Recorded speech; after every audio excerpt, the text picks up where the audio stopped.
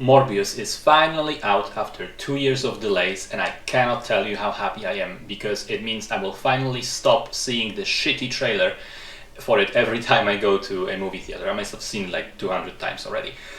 So it's yet another stupid film in this stupid Sony Spider-Man universe without actual Spider-Man in it, which already contains the 2 Venom movies and the upcoming Kraven the Hunter film. This one stars Jared Leto, Matt Smith, Jared Harris, Adria Arjona, I'm not sure if I'm pronouncing the name right, and Tyrese Gibson, and centers around the character Michael Morbius, who was another one of Spider-Man's villains from the comic books, albeit a much less popular one than, say, Venom.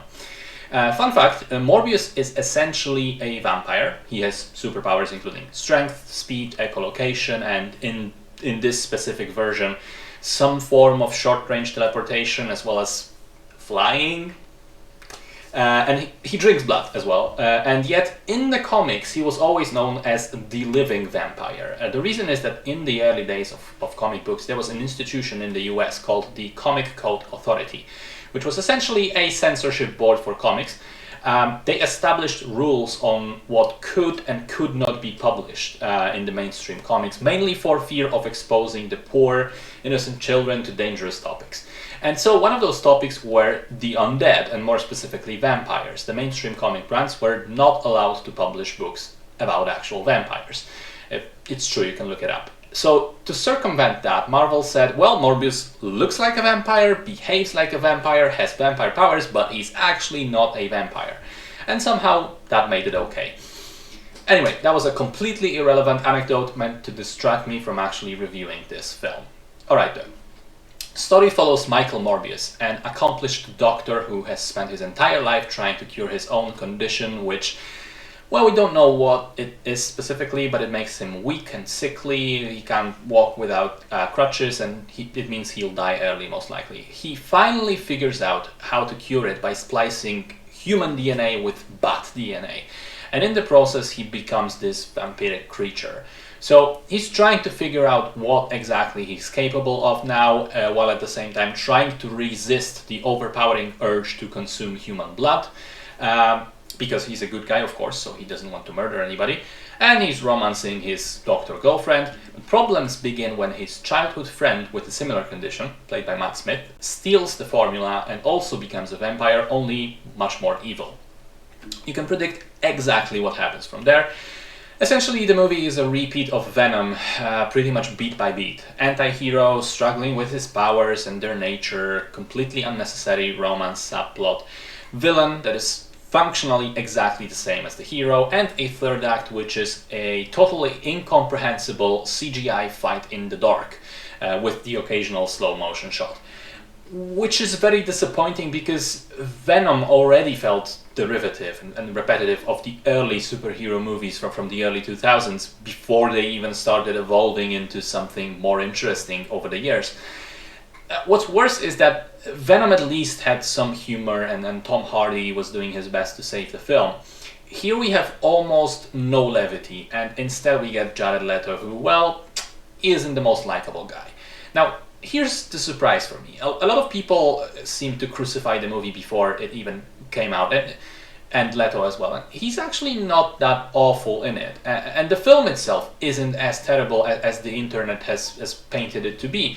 A lot of people just review bombing it and saying it's the worst shit ever. Jared Leto should be prevented from working again, etc.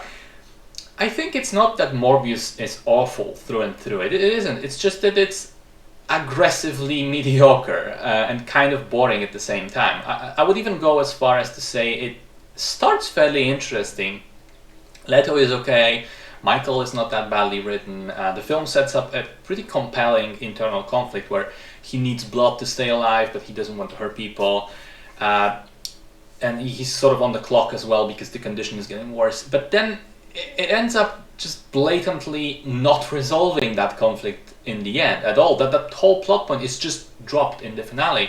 Instead, we devote time and energy to develop this whole villain story, and the villain here he's cartoonish, he's extremely poorly written. His initial motivation is to just get the serum and live his life, not die. But as soon as he gets it, he suddenly just wants to fight Morbius all the time. Why? What for? What's his motivation? I mean, he seems to have unlimited resources anyway, and now he gets superpowers, and he's not afraid to kill people to maintain them. In fact, he seems to take pleasure in it. Why not just skip down, go wherever he wants, live forever as the decadent vampire murderer? Instead, he stays in New York to chew scenery and engage in CGI battles with Michael. Also, the film is incredibly sanitized. There are multiple scenes where these vampires just tear through people, ripping their throats and whatnot, and there's like 3 drops of blood each time. It feels almost censored in some of the scenes. So, just to sort of recap, the beginning is sort of interesting. The middle part gets incredibly boring and nonsensical, and the ending is just an incomprehensible, pointless mess. And then there are the post-credits scenes, which, oh man, I won't say exactly what happens, I don't want to spoil it, but I'm just tired of Sony baiting me into watching these movies because of potential MCU crossovers. In the second Venom movie, the ending teased Venom finally getting into the main MCU, and then in Spider-Man post-credit scene, that whole situation was just instantly reversed. And now it seems like Sony is trying once again to establish a connection, and I can't help but feel it will end up going nowhere anyway. So yeah, I honestly, I'd just be glad if they stopped altogether. Let Spider-Man be Spider-Man in the MCU, and let him have his villains there. Stop making these mediocre movies about villains on their own who aren't even very villainous in them.